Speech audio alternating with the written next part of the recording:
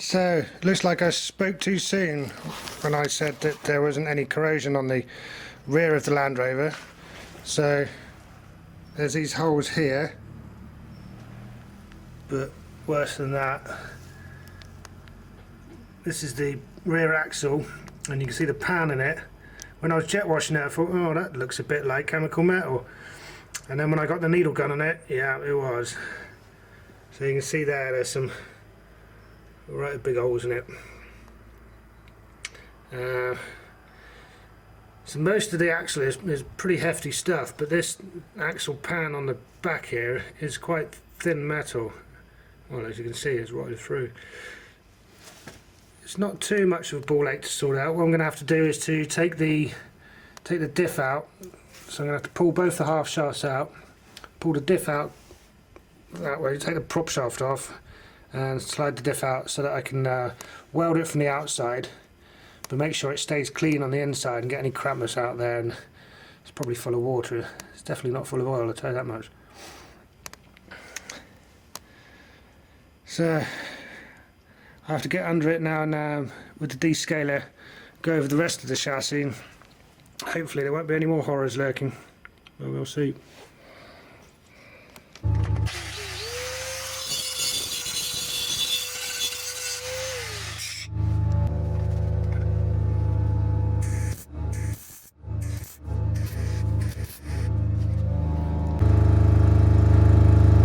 Got it. It's not pretty, but there's plenty on there. Plenty of metal made up, so I'm going to clean that back with a grinder and put it back together. So here we go, these are the holes that I made before with the needle gun, and down there, so you can see where it's really weak, and the metal behind here must be really thin. So we're going to cut out all of this, bring some fresh stuff, and unlike the rest of the chassis welding, I'm going to completely blend it in. Right, now the sun's come out, there's a little glimpse of last night's work. I got the diff back in, can't really see it on the other side of that, and put lashings of bitumen on all the underneath where I cleaned it back. So that's all looking much better, and you'll notice there's no holes in the diff pan anymore. So loads of weld on there, and then lashings of bitumen.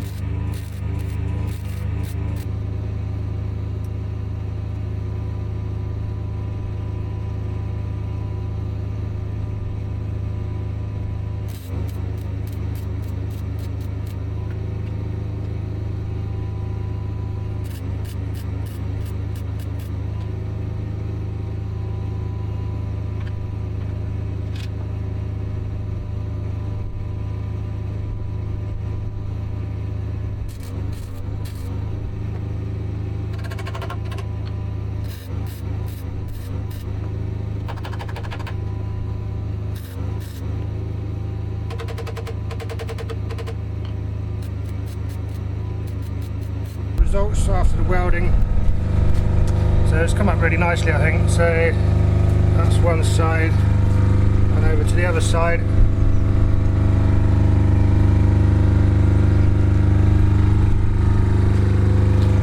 And then the underneath, which wouldn't even come out, I think.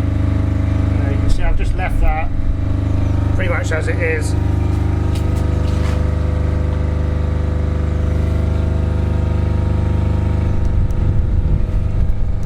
So I've been over it all with 80 grit disc on the angle grinder, 80 grit flat disc, and taking that back. I'm just going to go over the rest of the cross member, the whole of this back section, just to blend it all in, tidy it all up, and then give it a coat of red oxide.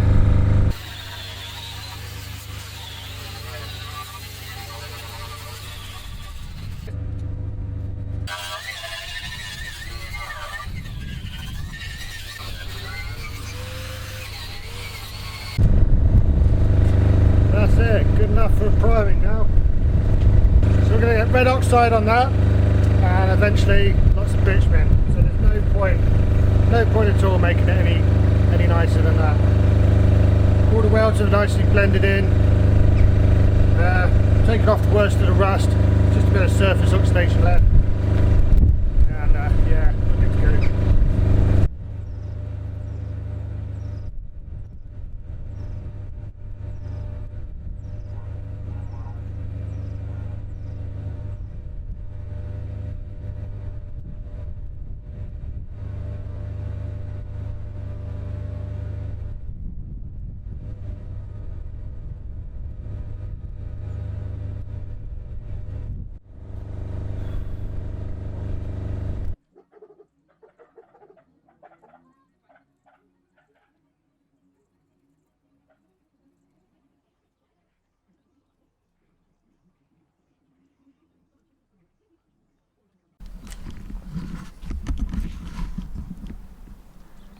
So there we go, lovely black cross member, and you can't see where the welds are. So I'm going to do another coat on this, and put the wheel back on, and that's it for that. Get back onto the bulkhead.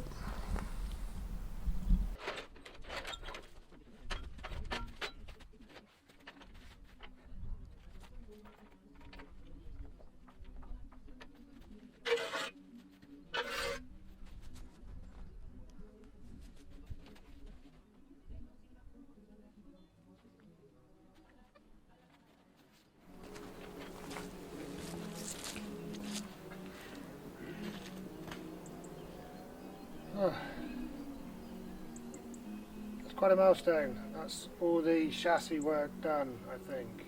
All the welding done. Everything underneath done. So I've got to do a little bit of welding on the bulkhead and tidy it up, paint it, put the air vents back on, that sort of thing. Then, time for a new engine.